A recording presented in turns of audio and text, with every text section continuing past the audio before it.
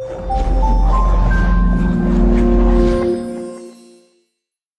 everybody, welcome to today's webinar where we're going to talk about whether or not your content is resonating and how to really use it to build connections. My name's Hannah Baza. I've got Lena here as well from SnapApp. Hey Lena. Hey guys, good to talk to you. So it looks like we still are having quite a few people kind of rolling in and logging in. So before we jump into the content, let's actually hear where everybody's dialing in from. So for those of you that are already online and logged in, just type into the chat box. Let us know where you're dialing in from. I know I'm actually in Toronto, Canada, and we're having the weirdest weather. It was snowing this morning like you wouldn't believe, and now it's pouring rain. So strange. And Lena, you're in Boston, right? We're in Boston, and we've had crazy weather too. It felt, close to spring, and then yesterday had a little bit of snow in the evening, so all over the map too. Cool, and it looks like we've got a ton of representation here. We've got Andre from Portugal, Philadelphia, Sharon from Tampa, awesome, Susan from San Mateo, Baltimore, Philadelphia, sunny Southern California. Daniel, I'm super jealous. I wish I was in sunny Southern California right now. Allison from Portland. Portland apparently is the place to be lately. I keep hearing Portland everywhere. Petawawa, Canada. Great. Great Canadian representation. Kitchener. Awesome. Wow, Lena, it looks like we've got people from everywhere. Margaret in New York, the weather is crazy there too. I love how the weather is like the thing that bonds everybody. It's so funny. Yep. Vancouver, Calgary. Moldova, amazing. Hey, Walter. All right, cool. So it looks like most people have trickled in. As fun as it would be to just see where everybody's calling in from, we should probably get started. So before I pass you guys off to Lena, who I know has prepped an awesome presentation for you, she's going to kick things off today. So before we do that, let's get into some of the housekeeping. First item of housekeeping is that I am getting over a pretty significant cough, so if I do go into a coughing fit during the webinar, I apologize. I will try and mute myself and make sure Lena takes over, so be forewarned. Other thing you guys should make note of is that we will be sending the recording. We always get that question, so never fear. You'll have the recording in your inbox within the next day or two. We'll also send you the slides, so you will have everything you need to go back and take a look at what's happening or what happened in the webinar. And of course, we'll be doing Q&A at the end of the webinar, but feel free to type your questions into the chat box anytime throughout. So as you start to think of them, put your questions into the chat box. I'll be flagging them so we can circle back to them later. And if it makes sense, we might even pick up on a few of them while we're actually going through some of the material. Now, because we're sending you the slides and because you are also getting the recording, you don't need to take notes. Feel free to sit back, relax, tweet your little hearts out. We're using hashtag UberWebinar. And anytime Lena says something that's mind-blowing, make sure you take a screenshot of the slide, tweet at us. Like I said, we've got somebody from UberFlood, somebody from SnapApp you can tweet at as well. And last but not least, stick around towards the end for a quick demo. So after questions, for those of you that are interested, we will actually show you a little bit about what UberFlood does and how it relates to your content marketing. And I think that's it on the housekeeping, guys. So without further ado, I'm going to pass you over to Lena. Lena, I'm super excited for this because I think this is something that's often overlooked is, whether or not your content is resonating with people and how you can actually start to use it to build connections. So I'll let you take it away from here. Awesome. Thank you so much, Hannah, for that great intro. As Hannah mentioned, today we're going to talk about resonance. I want to start with the physical definition of resonance because I think it's really important to ground this conversation in what we actually mean when we say resonance. On the sort of physics side of it, it's actually the intensification and enriching of a musical tone by supplementary vibration. That's a lot of what might sound sort of jargon or technical, but basically what it means is a vibration in one place causes a vibration somewhere else because of a fundamental connection between the two, a sort of what's called a resonant frequency. So an easy metaphor for me in thinking about what we mean when we say resonance is think about a violin. So A violin is built to resonate. It's, years and years of research and work has gone into making beautiful instruments that are constructed to resonate. And what happens is you have a violin, all the strings are still, and then if you pluck one string, a second string will start vibrating, maybe just a little bit, maybe a lot, depending on the note, based solely on that overlap in resonant frequencies. This works for me because I'm a music nerd and have, plucked a violin string or two in my day. But what the important thing here is it's building a connection and vibrating pieces between, in one place and vibrating somewhere else. So you can think about this when you think about resonance in marketing. It works exactly the same way. The basic idea is that something you're going to write, something you say, something you comment or tweet sparks a reaction in the brain or the heart or the soul of your listener. It's sparking that reaction because of something that they believe is a fundamental similarity between the way that you both think. So why are we talking about resonance? Why is this so important in marketing and in content marketing?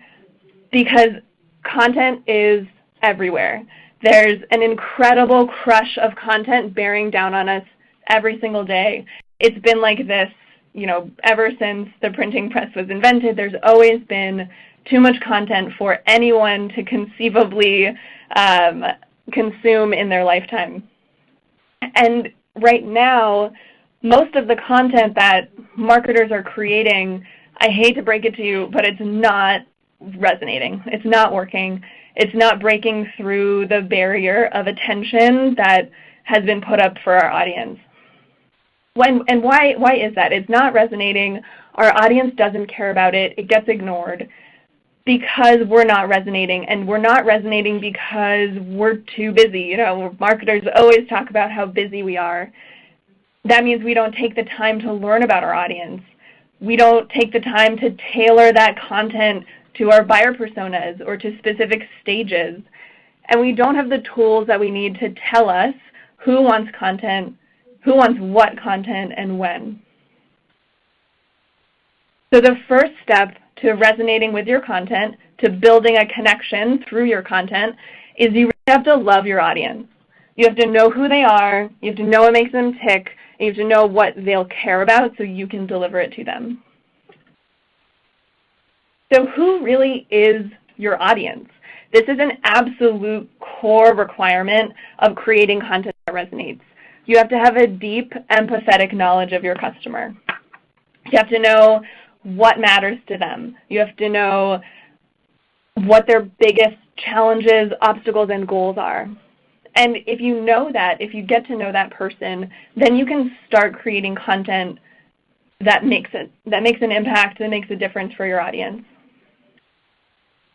And that content looks like a little bit like this. A word cloud is always a hard sort of medium to communicate this stuff in, but it's stories, it's nostalgia. Resonant content might make you feel something, like it makes you feel warm and have memories about something in your life that triggered that reaction. It might make you say, yeah, I do that. I have that feeling. It might create some kind of echo between what you say and what your audience hears.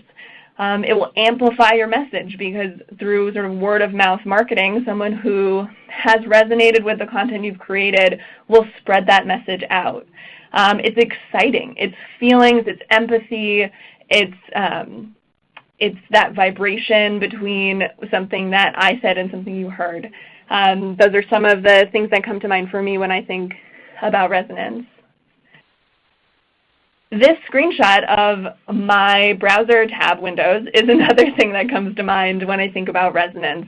I mentioned earlier that a lot of marketers are super, super busy and we're all about multitasking. So as soon as I see a screenshot like this, I'm like, yeah, that's what my screen looks like. That's my life too. That's a little piece of resonance. That's a little piece of bringing a similarity, sort of bridging the gap between you and your listener. And how do you get there? Like, how do you find out that, marketers are busy and they're going to resonate with a billion browser tab windows being open at once. You have to ask them. You ask them what matters to them, and you find out through their actual words what they really care about. As I said before, empathy is really, really important here. You're going to speak to your customer, and you're going to learn about them. You're going to learn their hopes and their dreams. You need to get really, really close to them so you can find out that deep truth that you can connect with your content. It's about listening. It's about knowing what problems your prospect is facing and why, really hearing what your prospect is saying and taking some type of understanding out of that to your content. That kind of empathy, approaching your content creation from a place of empathy, goes a long way. But in order to get there, you need to know your customer. And there are a bunch of different ways to do that, which I'm going to go through right now. As I mentioned, you need to know who your audience is. So what do you actually need to create and deliver resonant content? What type of data do you need, and where can you get it? The types of information that you really need are, you need to find out who your audience is, what are their goals, what problems do they have in meeting those goals, what obstacles are in their way. A really important thing to know is what are the questions that they're asking along the way, along their content journey. Those questions are the answers that you should answer those questions through your content. What type of person is this? This is a persona question, but it's also just a who are they question. You might have marketing Mark, the persona, but your persona might not go into depth about Mark's TV watching habits, or if he's a pessimist or an optimist, that kind of thing. You want to know how they like to buy. Do they like to have a salesperson call them right away and guide them through the process? Would they rather research everything up front and know all of the information they could possibly need to know before they get on a demo call? All of that stuff is really important to know. And then how do they consume information? Is this someone who gets referrals from their colleagues, from someone who spends a lot of time on social media? Where are they getting their information is helpful for you, because then you can bring your resonant content to those places where they already are. How do you collect all this information? That was a long laundry list of the different types of data that you should be gathering about your audience. So where does that come from? Very top of this list is customer interviews. I know it seems like a lot of time, a lot of investment in interviewing your customers, but it's absolutely necessary and will pay dividends in terms of how much you will know about your audience and the type of content that you'll be able to create that's really tailored to them. A lot of content creators that I talk to swear by speaking with customers in person. They'll set aside, a 20-minute block, even just once a month on their calendar to have coffee with a customer. If your customers aren't local, call them up on the phone. Ideally have a Skype conversation so you can see their face and see their body language. Here you're not just looking for the answers to your questions. You also want to get to know how they speak. What words do they use? Are they positive? Are they negative? Are they super energetic? Are they more reserved? All of this is really, really valuable information for you that you can pull into your content later. And maybe you find out that a lot of your customers are super cynical about Valentine's Day. So instead of a, we love you, it's Valentine's Day type of customer outreach email, maybe you would send something a little bit funnier and darker, I guess, around Valentine's Day. But you would never know that until you spoke to your customers. Another really great place to get information about who your customers are and what they care about is social media. You can find out who they're following, what they're saying, what words they're using. Again, that type of social listening is really powerful. One friend of mine that I talk to reads every help desk ticket that comes across his support team to find out what these questions are that their customers are asking. What are the things that they're struggling with in the product, in their marketing? What do they wish the product could do? It's a really amazing source for, like, from the horse's mouth type of challenges that your content can directly support. Surveys and interactive content are two other really effective ways to gather this kind of information. Every piece of interactive content or every survey that you put out there can ask questions, and you can pull that information back into your marketing automation system, into an Excel spreadsheet, anywhere that you can collect all of that information and use it in your marketing. I had a really great, speaking of customer conversations, I had a great customer conversation about using a survey to get these kind of horse's mouth answers from customers. It was right around Christmas, and this company does data backup and disaster recovery. So they put out a survey asking their customers what their data backup nightmare before Christmas was, like the sort of Tim Burton Nightmare Before Christmas theme. And they asked people just, put in whatever your worst nightmare would be for your data backup. You're on vacation, what's the worst disaster that could happen? And they got 25 unique responses of the worst thing that this customer could imagine happening over the course of a vacation.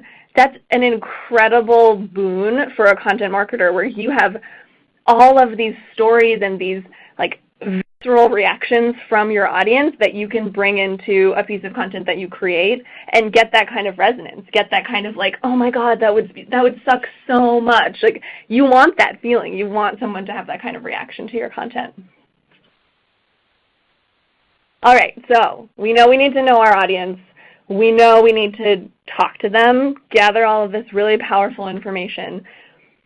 But you can have all of that stuff. You can be really close to your customers and know them really well and know exactly what problems they need solving and still not resonate. I'm sorry, I know that's painful, but you still have to deliver an amazing experience, an amazing piece of content in order to resonate. How do you actually do that? It is super tough. The content experience you provide has to really be something super special in order to resonate. I mentioned earlier there's this content crush happening.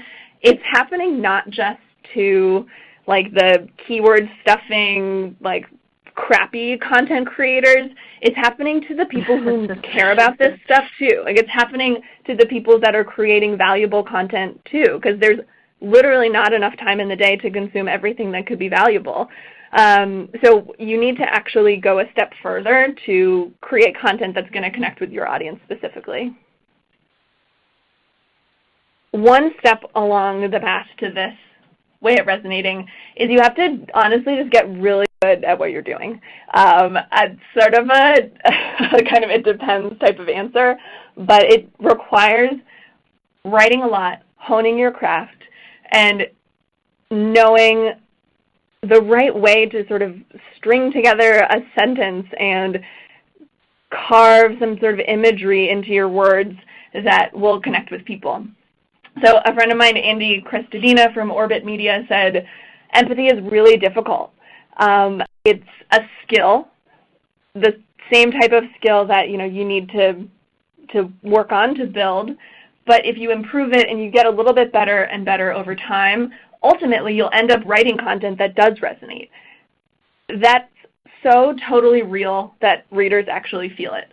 I think that getting your reader to actually feel what you say is the hardest part about this, and it requires just writing a lot. The other piece of this is that you have to be radically generous with your content. You have to give your audience everything that you have. That's where people who are really, really succeeding in content marketing are, heads and shoulders above the rest. They're the Moz guides to SEO that are, 11 3,000-word chapters and have everything you could ever possibly want to know about SEO. That's an incredible piece of content and something that has earned Moz a lot of fans. This content is hard to produce, but what you're asking your audience to do for you is pay you for this content. They're paying with their information, so it should be valuable enough that they would have paid with actual money. So if your audience would actually pay for it, you're on the right track. You're creating content that's super valuable, that's relatable to them, relevant to them. It's an incredible resource. They're going to say, thank you for producing this for me, for putting this together just for me. And you'll be able to, that's a lot of what resonance is feeling like this was something produced just for me that I'm going to say thank you for. Another piece in the sort of journey toward resonance is this idea of finding a kernel of insight. This is something that I borrowed from Doug Kessler from Velocity Partners. And he says that you need to know your audience super, super well such that you can distill some kind of key insight about who they are or what makes them tick that is like really, really deep down that even your reader might not know is there. But when they interact with your content, that's what makes them say, oh yeah, or that's what makes the content really go viral because it struck that chord and made it something that someone felt like was just for them. So a great example of this from Doug, this is his recommendation, is this video called Dumb Ways to Die, which was a campaign from the Melbourne Transportation Department promoting rail safety. And I will tell you to Google it, but I will say be prepared to have this song stuck in your head for the rest of the day. But it's basically a video about trying to get teenagers to be safer around trains, because trains, as we know, are very dangerous. It's sadly a frequent cause of death in Melbourne.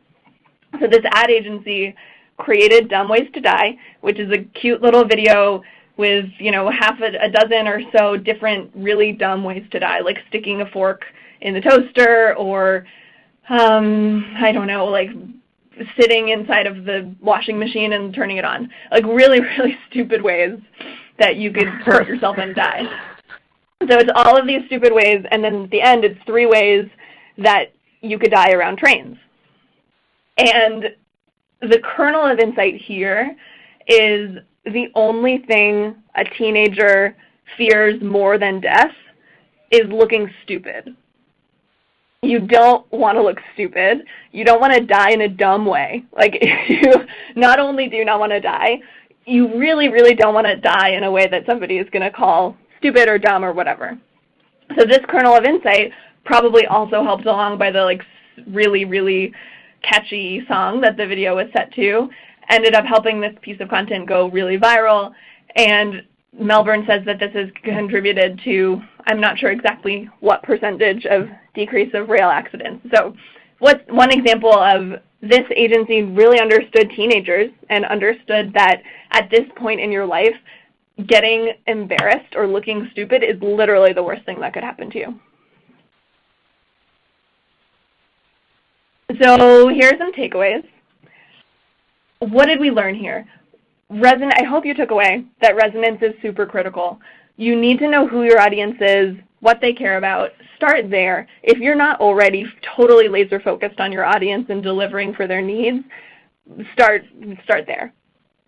And then collect the information that you really need or collect the data sources that you need to know to get that audience information. Look for setting up those audience interviews, setting up the right tools that you need to be able to do social listening, all the different avenues for gathering that information. And then use that information for good.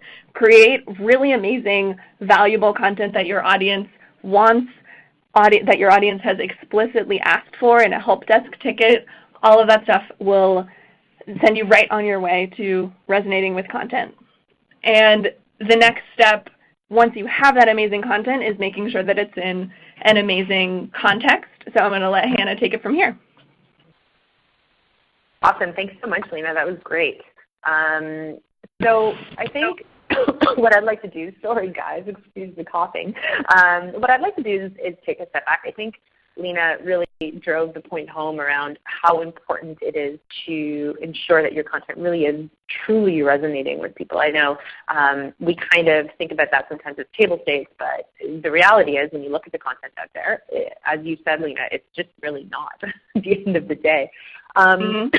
So how do we think about this in a practical sense, and how do we sort of take a step back and maybe look at the context and the sort of evolution of kind of content? So let's take a step back in time to, I don't know, maybe around 2010-ish, somewhere around there, where content was crowned king. Right? And when content took its throne, all of us marketers were like, we need to publish all of the time. Publish, publish, publish. Keep that editorial calendar full. It's all about quantity, quantity, quantity. And this also kind of links back to what you mentioned, Lena, about not just the good content, but the keyword stuffing, blanket the interwebs with random links and content everywhere. Now, unfortunately, or fortunately I should say, that wasn't sustainable because the people that were consuming our content essentially said, no, we're not going to consume content this way, but also Google said no.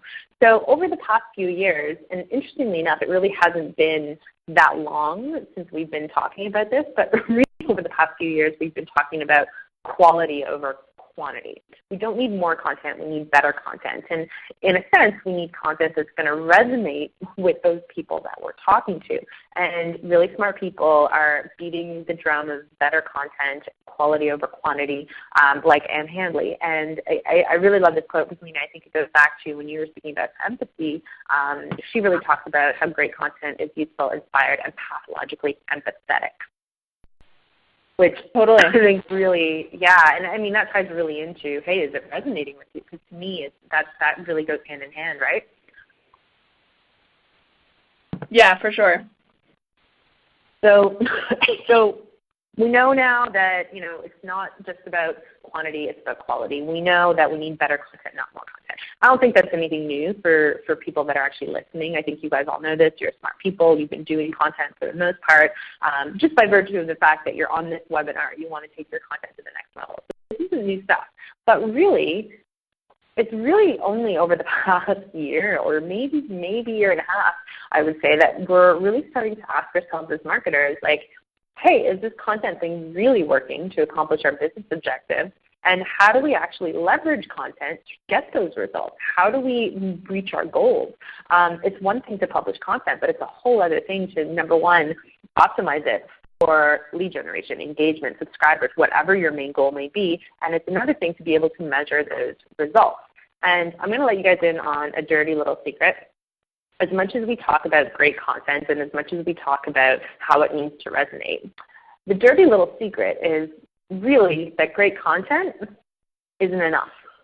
Great content is your starting point. Great content is essential, but now we're beyond the point of just putting great content out there. You need an overall experience that really resonates with people. The content is one element, but at the end of the day, the bar for creating a really good user experience or content experience, as we say here at Uberflip, has been raised. And most of us as marketers need to make sure we're kind of keeping up with that trend and that we're really presenting an experience that is compelling for people, that's resonating for people beyond the actual content itself. So I want to show you guys a little bit about how we think of the content marketing cycle here at Uberflip. Traditionally, most people think of content in sort of three phases. You create the content, you distribute it, you put it out there, and then you get a bunch of insights and see how it did, and then you kind of rinse and repeat. Based on the insights, you create more content, better content, different content, you distribute, you get insights. So it should be an iterative process. Now, the problem with this is it's somewhat flawed. And because it's sort of a little bit flawed, we end up skipping over one of the most essential pieces, which is really that experience piece. And that experience piece is actually something we think of when we think of our content marketing cycle. So we create the content, great, but then where's it going to live? What's the experience when people are consuming it? What is the best way to present this to people? That could be talking about the format. That could be talking about how we optimize the content in order to meet our goals. That could be whether or not the content should be interactive. What's the experience? How are you actually putting that in front of people? And that's one of the essential pieces that most marketers these days are forgetting, or they just don't have the tools to make it happen. So I know, Lena, you've probably been in this situation before where, as a marketer, you really know you need a good user experience. You really know you need to change things on your, blog or your resource center or wherever your content is held, but you're kind of handcuffed because you have to get a developer to do it, and it's going to take 8 weeks, right? Most marketers pretty much. With that. Yeah, exactly. So how can you start to think about this in a way that really lets marketing execute quickly and that really helps us optimize that experience so, again, we're meeting our goals? Now, I keep talking about goals.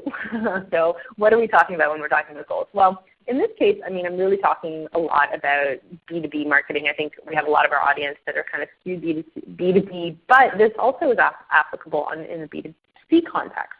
So common goals from a B2B content marketing standpoint are, hey, we want to generate leads, right? And again, we're talking quality here. We're not talking quantity. If all I had to do was generate a high quantity of leads, I bet you I could do that and I could kill it, no problem. But there's this little caveat that we don't necessarily want everybody. We want a very specific slice of the market. So that makes things much, much harder. So lead generation is one goal. And because we want quality over quantity, it's really about making sure that experience, that content is resonating with the right people, not just random people. Another goal could be collecting subscribers, growing your audience base. Another goal could be engagement, getting people to share your content, getting people to click, getting people to fill out calls to action, getting people to comment, whatever that might be for you. So how do we normally do this in most marketing teams?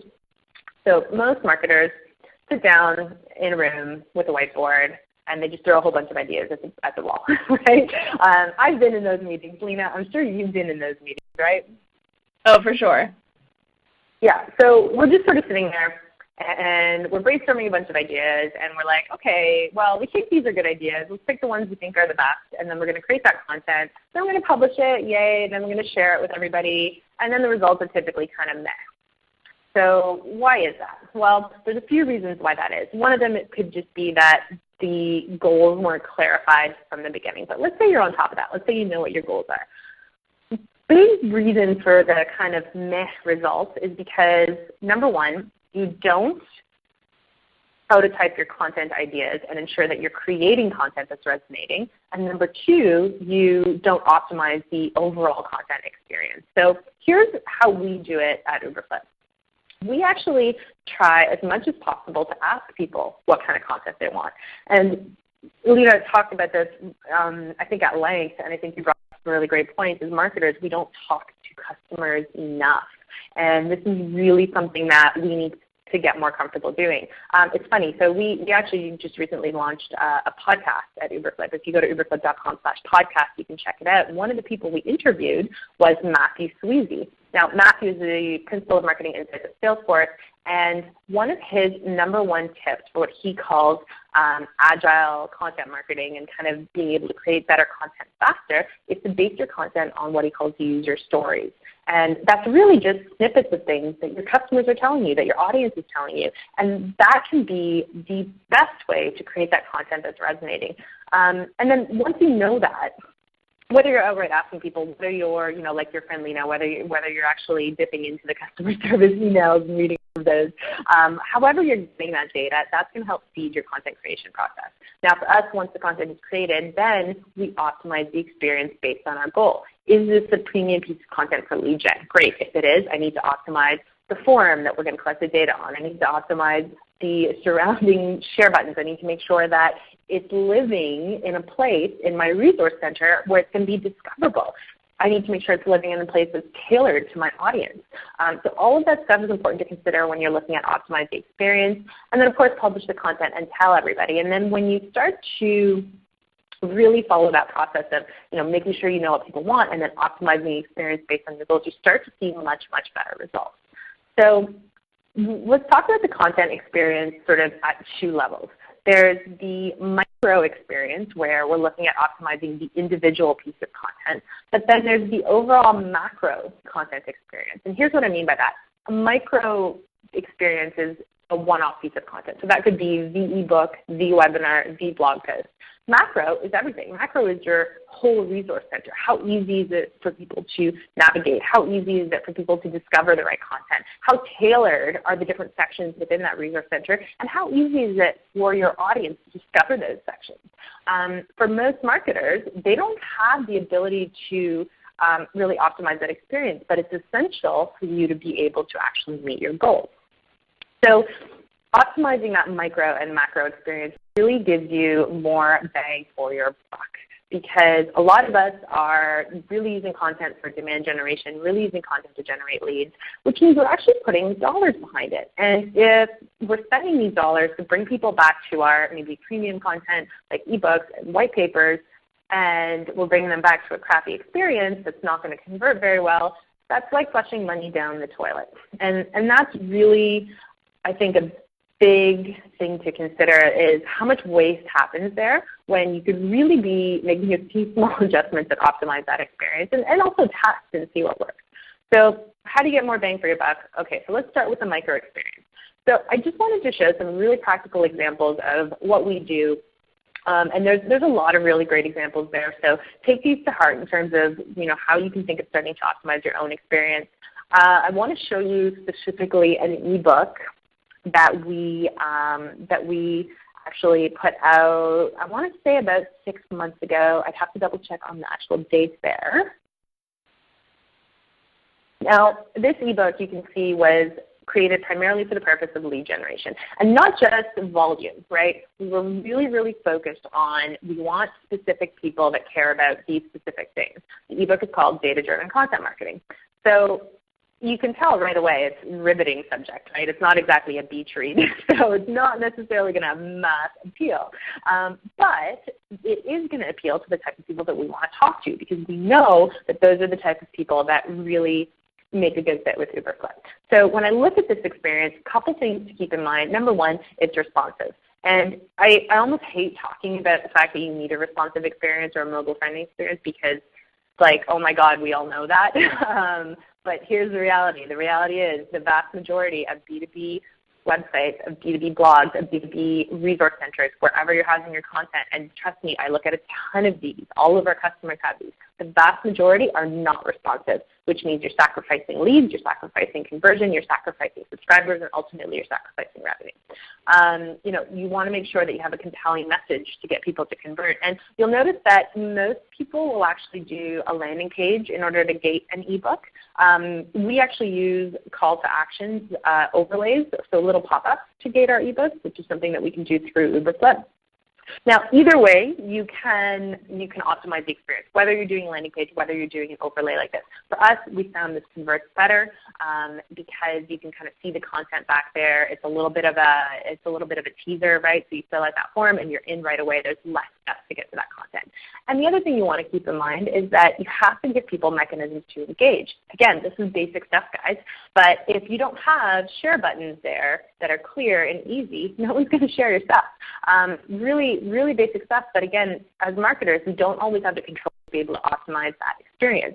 So a well-optimized experience can really get you good results. So you can see just from the conversion rate here, huge conversion rate in terms of how people were actually filling out the form. So that's actual form fills.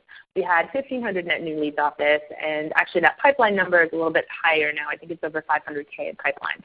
So optimizing that experience made a big difference for us. And you can imagine if, let's say we cut that conversion rate in half or less than half. Let's say we did a 20% conversion rate, which incidentally is still high because most people are pulling in less than 10% conversion on their content and on their premium assets. That would have completely killed that pipeline number, right? So you can see the impact of a really high converting experience.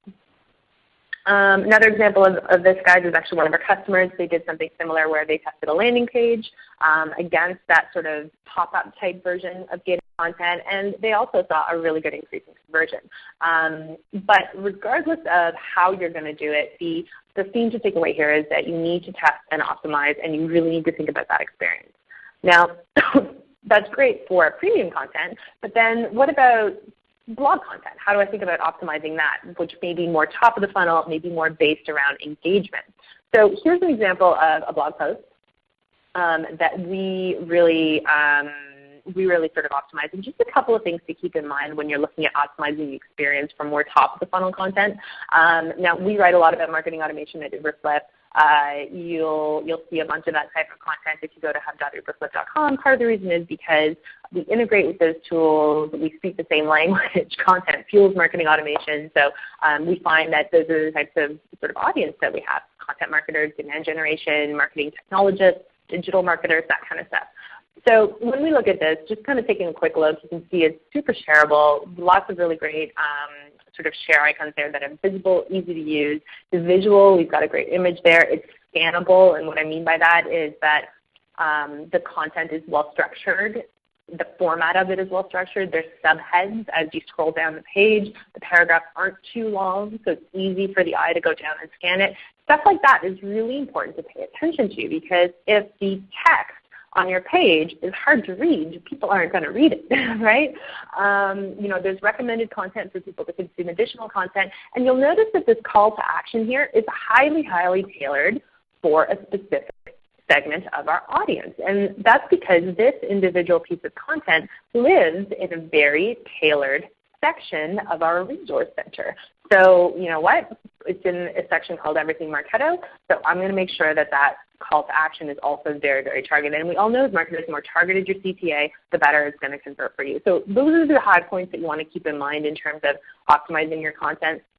The other thing to think about when you're optimizing sort of those individual pieces of content is what form should that content take? So Lena, I grabbed this from your resource center, and I love this because content shouldn't necessarily just be sort of the standard formats that we think about. We think about blog posts, we think about ebooks, but the reality is the more somebody can interact with you, the better of a relationship they can get, the more connectivity they can get. So you have to consider the whole experience of how they're consuming content. For whatever it is that you're trying to accomplish, for whatever your goals are, does it make sense for this to be a more interactive experience? And that's something that people don't really think about at all. Thank you so much for sharing this one. I loved that. I thought when I saw that in the slides you sent over. Yeah, no, I think you guys do a really great job of that, and that's something we want to start to do more of down the road. Is more of that interactive content.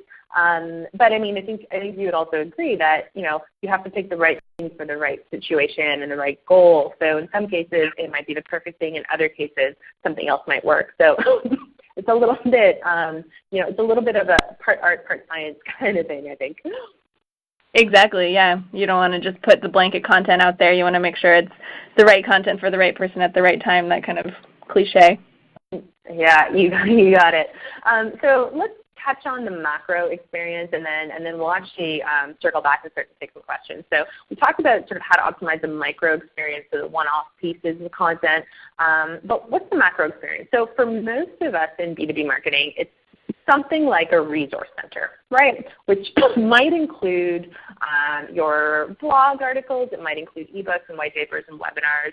And like, what do you think of when I say resource center? Most people just think of this ongoing page of content. Most of the time, the user experience on most resource centers isn't very good.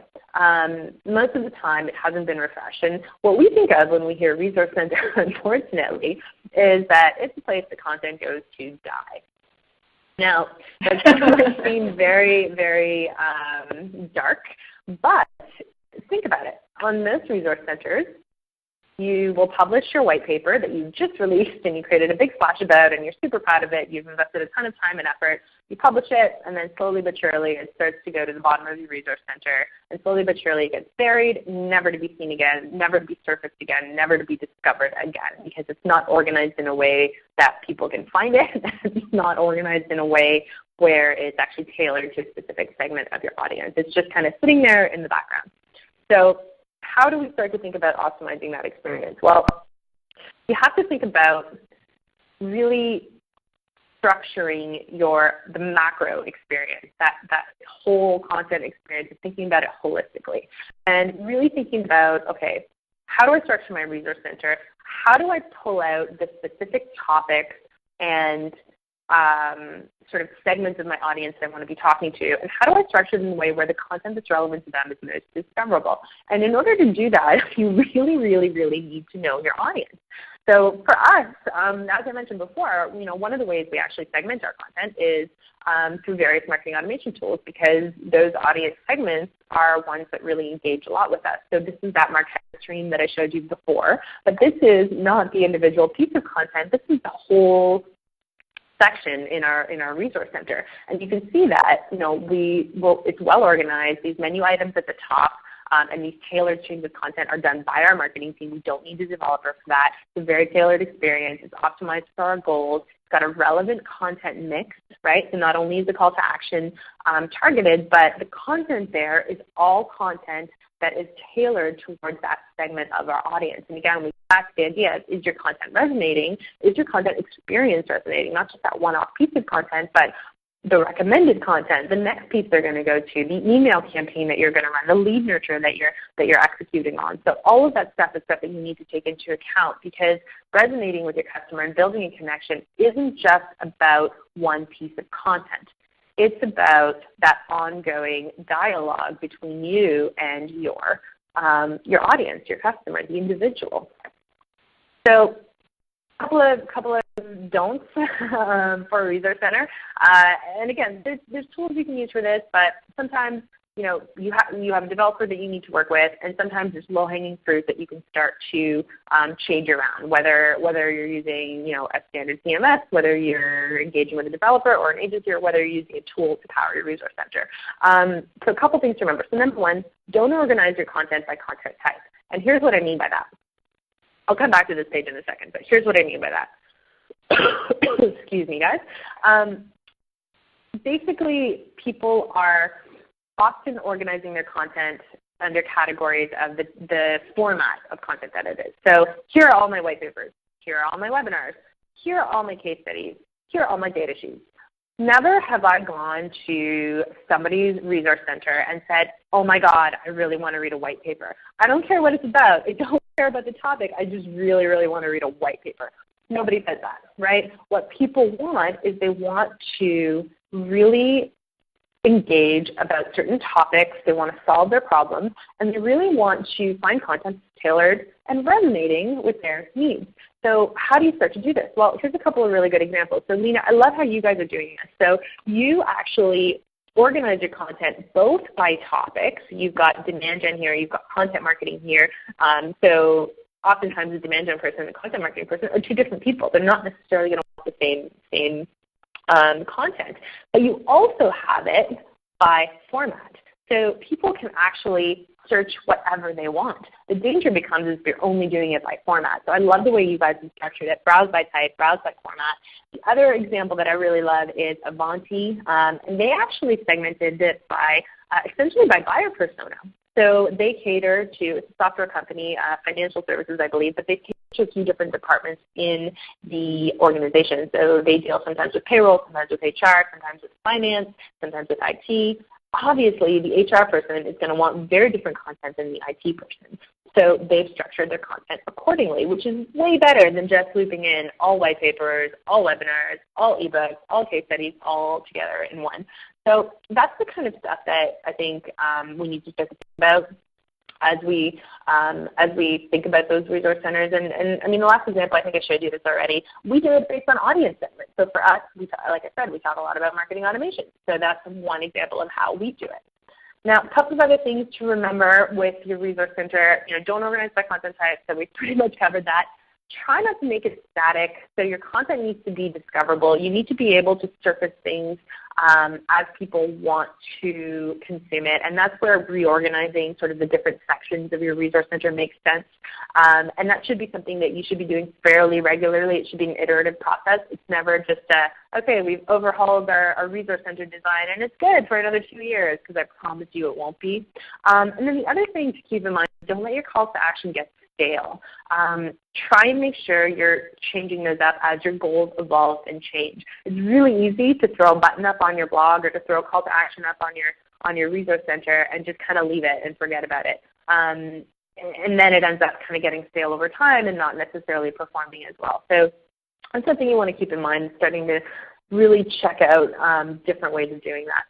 So I think that kind of drives home the point of it's not just resonance, it's also that overall experience. Really want to get into questions because we've only got about 10 minutes or so here. So Lena, if you're ready to go, let's jump into some of these questions. Ready to go. Awesome.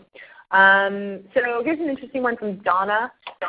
Any thoughts on how to identify executive level needs? This is a tough one because it's hard to get the execs on the phone and filling out surveys. Yeah, that's a good question. What I've had good luck with is going a little bit through an intermediary. So at SnapApp, our senior executives have the privilege of having many relationships with other senior executives. So I've gone through them for an intro to sort of higher level people who might not respond to a cold call from me. So that could be one way to do it. I would also look at don't shy away from putting yourself out there in the real world. So if you are going to some of these industry events or even just like cocktail hour type things, go introduce yourself. A lot of people get caught up in the like, oh, they're a senior executive, they don't want to spend time with me. Just sort of erase that from your brain if you can and try to meet these people in person and build those relationships. That's what I would recommend. Hannah, do you have any experience doing that? Yeah, I mean, I think it depends. So one of the things that I think you want to think about as well is, and as I guess not great as this may sound, is have somebody of equal or higher status, I guess. I'm not sure title maybe is the right way to do it. Reach out. So, I mean, we find this at Uberflip is, if one of my BDRs on the sales team is trying to connect with like the VP marketing somewhere, they often have a hard time doing it. But if I email them as the VP marketing of Uberflip, then it's like, oh, it's like a VP to VP conversation. So it's a little bit superficial, but that could be something to try and start to do is like, don't reach out yourself, but have somebody that's a little bit more senior reach out so they feel as though they're being connected with somebody that's more senior. The other thing that works really well for some of the companies that I've talked to is using something like an advocate hub. So I know we use Intuitive, and surprisingly, you can get engagement sometimes from these higher level executives and something like that. So that can be something you can play around with as well. For sure. Cool. I would say even though they might seem intimidating, they're still people. Yeah, totally. So next question, Rebecca wants to know what methods for surveys have you tried and have been effective for information gathering on customers? Do you send them out by email? Is there any other way that you guys do it at SnapApp? Yeah, we've done email surveys. We also have a good track record with in-event surveys, so bringing SnapApps to the booth with us on an iPad and then doing surveys that way. I've also seen people have good luck with sending them out over social media. You can do that type of call to action or even throwing a little bit of paid media behind it. The take a survey, share your opinion kind of call to action on a paid ad can be really compelling to get people to click through. Yeah, no, I really like that. So one of the things I guess that we do that seems to actually work really well is really around using like an in-app tool. So if we want customers to fill out the survey or people that are actually using the Uberflip application, we use this tool called Intercom. So that will just pop up in-app, and you can set the parameters for that around. So we want people that are using this feature to fill out this survey, so you can get really targeted. So that's another thing to try out depending on sort of your product and your business model. Obviously that only works if you're a tech product. And if you're not, that might not be definitely think about it. So one more from Rebecca, and then we're going to move on to Jesse's question. Rebecca wants to know, as a marketer, what's a good way to approach a customer to interview them to help with content? What would the ask be? So actually, before I kick this over to you, Lena, Rebecca, check out our podcast, uberflip.com/podcast. I actually talked about this very thing with Anam Hussain, who is a growth marketer at HubSpot, and she's got a great list of what they call audience survey questions, where they really talk to their audience in order to determine what the right type of content is in order to actually reach out to them. And the questions they ask are actually pretty broad, so it's really more around of, what do they consume over the course of the day? How do they spend their workday? How's it structured? Like very, very broad stuff. But definitely check out that episode of the podcast, because I think that will really help. Lena, any thoughts on that yourself? Let's see. I've had pretty good luck with flattery. So I reach out to customers and I say, oh my God, Dana, our whole team is going crazy over this piece of content you guys created. I would absolutely love the opportunity to learn how you made it, what worked for you doing it. And that typically gets a pretty good response. Marketers like to kind of show off the great stuff that they've been working on.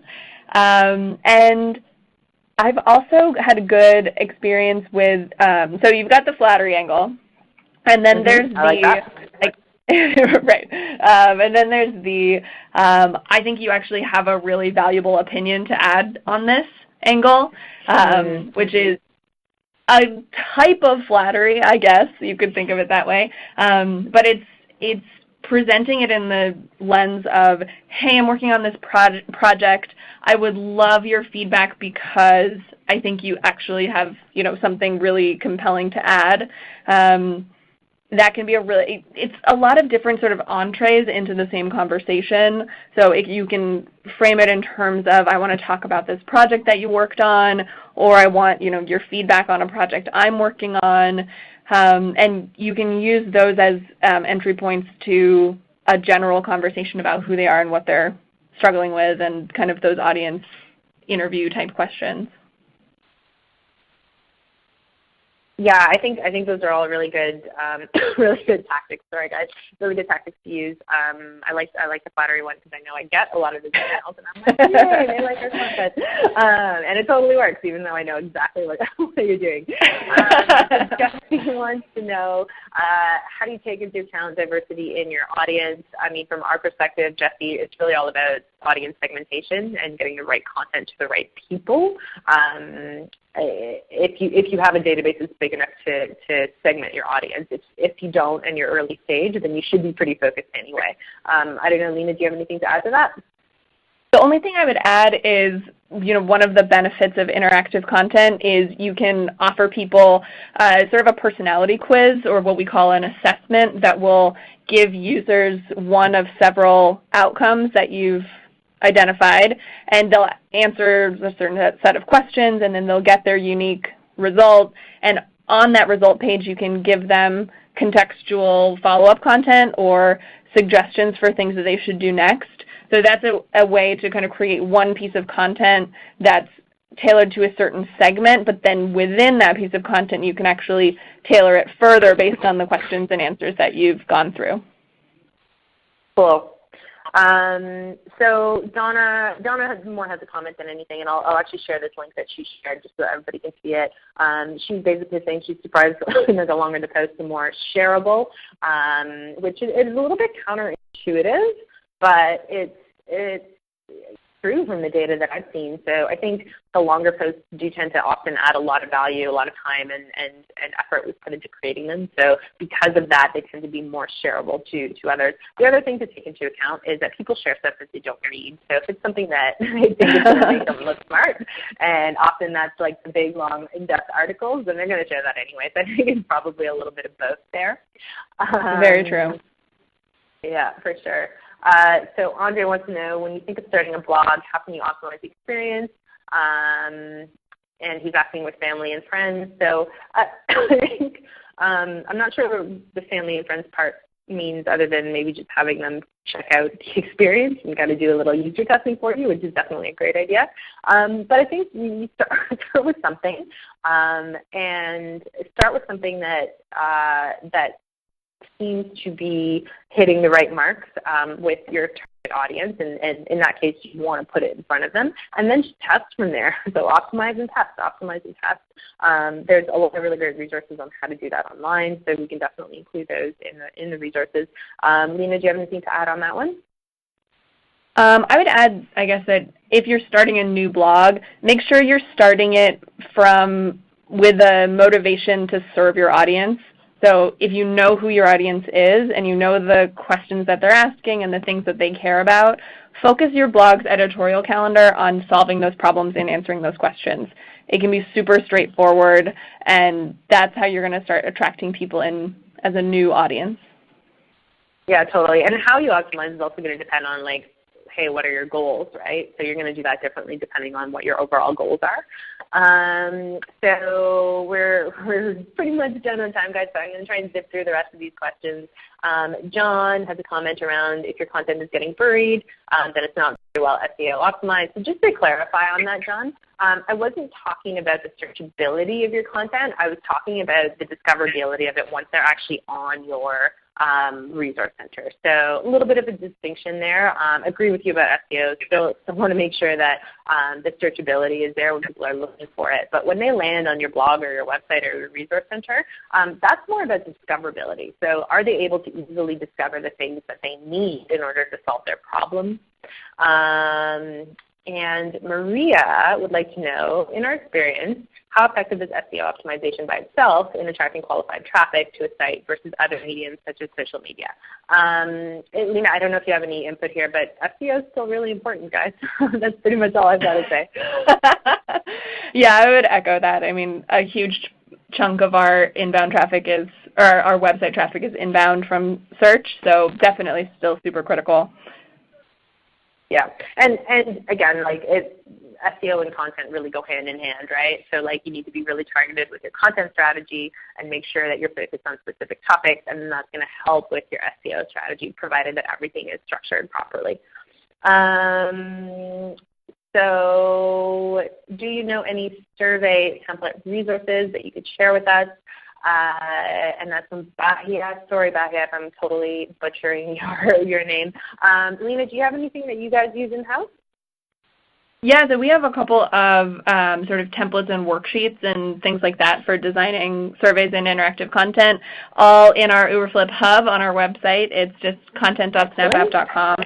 So I'd take a look over there. And then I loved, you recommended going to look at Anum's podcast that you guys did together. So it sounds like she had some really good suggestions as well.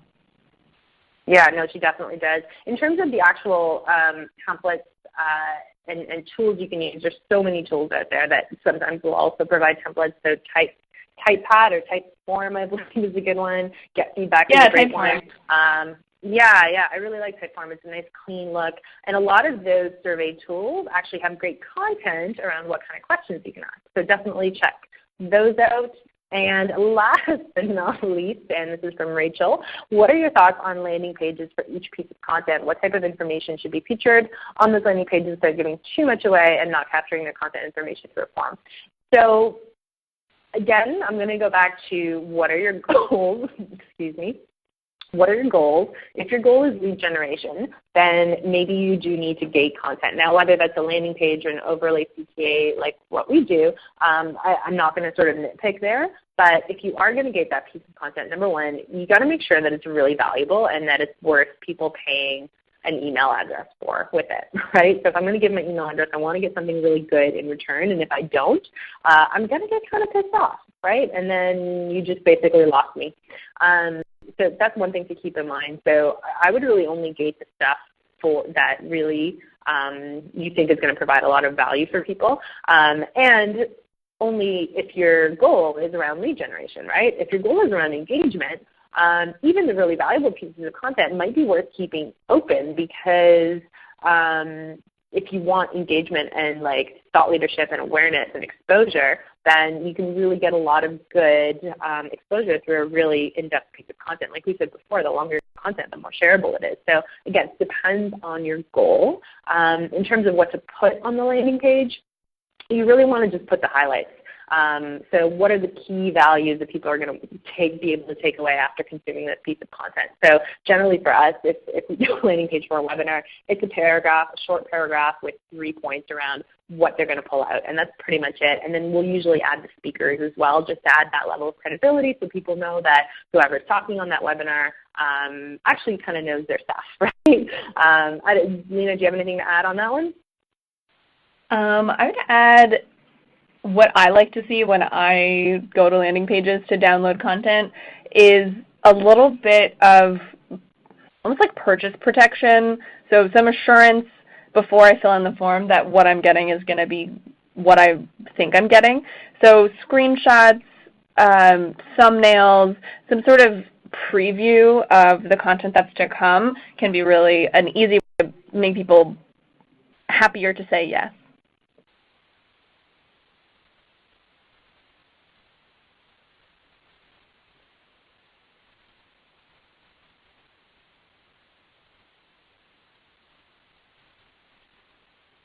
Hello?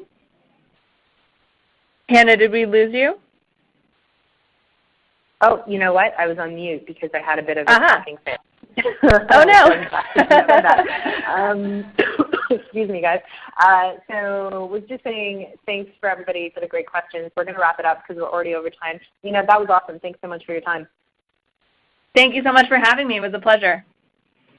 Great. So for those of you that are sticking around and are interested, I'm going to zip into Uberflip and show you guys a quick demo of what we can actually do for your content. So bear with me here for a moment while I share my screen with you. Cool. So before I show you sort of what Uberflip does, and what I'm actually going to do is I'm going to show you how Uberflip uses Uberflip. So we're going to get a little bit meta here. But to kind of give you that high level, what we essentially do is we'll actually help you aggregate your content, whether that's blog content, social media content, ebooks, white papers, videos, any kind of content, into what's essentially a hub. So once you've got it all into the Uberflip platform, you can create really tailored experiences. And those tailored experiences can be really targeted towards certain buyer personas. You can use it to power the resource center on your website, and then within your resource center, split it off into different sections and tailored experiences. And then we let you optimize that for lead generation through nested forms and those overlays that I showed you earlier, and then of course measuring the performance. So really it's kind of a cross between kind of that content management platform and really that content marketing platform. And what we really like to say is, a lot of us are doing our resource center through something like a CMS like WordPress or Drupal. The reality is those weren't designed for content marketing. And content marketers often need a different tool set in order to be able to execute without having to over-rely on IT. So I'm going to show you guys our content hub. Now, this is basically our version of our resource center. And as you scroll down, you're going to see we've aggregated all of that content. We've got it all here in the latest feed of our content. And the reality is we've got all sorts of different types of content. So it's a very rich experience. I've got articles, I've got ebooks, I've got video content, social media content, and sprinkled throughout I've also got these calls to action. Now normally it takes us weeks for a developer to get this custom form in here in this nested form because of all the processes we have to kind of go through. But with Uberflip, you can really do these in a matter of minutes. And the beauty is you can take all of this content. This is kind of the latest feed, but you can start to segment it into these different custom streams. So as I mentioned before, we'll split content up by topic. So what topic are you most interested in? We'll split it up by audience segment. So our HubSpot users, our Marketo users, our Eloqua users. We'll split content up by stream. So we've got a special stream for our podcast that just launched. So really looking at how we can make content most tailored to different parts of the audience and how they can best engage with it. So this is an example of a very tailored stream of content to Marketo users. You'll see the content here is much more relevant for them, and you'll see the call to action is much more relevant. Now, these calls to action are not just sort of sprinkled throughout the content here. You can also see them at the individual item level. So the individual piece of content, we can place a CTA right beside it. And we can also take those calls to action and use them to gate content.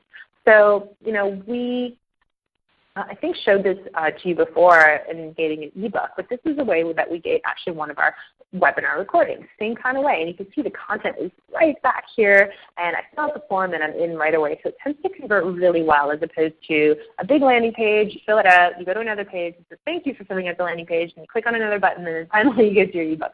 It's a bit of a process sometimes. Now, with UberFlip, we're really not just concerned about this front-end experience that we're showing to our customer. And incidentally, I mean, I'm showing you UberFlip's version of UberFlip, but this is all brandable towards your own brand, all customizable. You can even use some custom CSS to make the tiles look a little bit different. There's tons you can do in order to make sure the look and feel is in line with what you want. But on the back end, as a marketer, here's what you're actually going to use in order to manage all of that content, add those calls to action, and really measure performance. So we're just as concerned with your experience as a marketer as we are with the experience of your audience that's actually consuming your content. And you can see here, it's very clean, very simple, very easy to use. You can manage your content. You can create those calls to action. You can manage the appearance of your hub. And then you've got a lot of automated tools to make your life easier. You know, for example, creating a call to action is as simple as really clicking a button, you know, waiting for that CTA to come up, picking whether or not you want it to link out or whether you want to create a form, and then customizing the color and the message, and you're done in a matter of minutes. Again, normally this takes a developer a lot of time and effort to go back and forth with in terms of the marketing person and the developer working together. So that was a quick look at what UberFlip can do with your content. Again, it's really all about managing that content experience. If you are using interactive content with some of the stuff that SnapApp does, you can totally embed that into an UberFlip hub. So if you're interested in learning more, be sure to head over to uberflip.com. And as I mentioned before, we recently launched our podcast. So some great content in there about content, so really relevant to you guys. You can head over to uberflip.com/podcast for the details there. Once again, guys, thanks for joining us. Keep an eye on your inbox. We'll have the recording and the slides to you in the next couple of days.